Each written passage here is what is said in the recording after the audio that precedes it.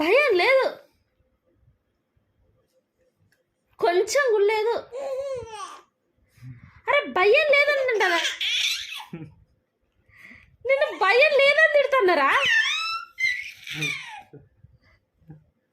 కోప్పడుతున్నారా? నువ్వు మెయ్యి లెక్కనే, సేమ్ మీ డాడనే. దేవుడా, మీ డాడీ కూడా ఇట్లనే చేస్తాడు. డాడీ లెక్కనే. డాడీ అయితే అయ్యో ఎందుకు నవ్వుతున్నారా? నేను కోప్పడుతున్నారా? ఏం లేదు. ఉన్నదా? ఉందా నీకు భయం? మరి భయం ఉంటే పాలు తాగవా?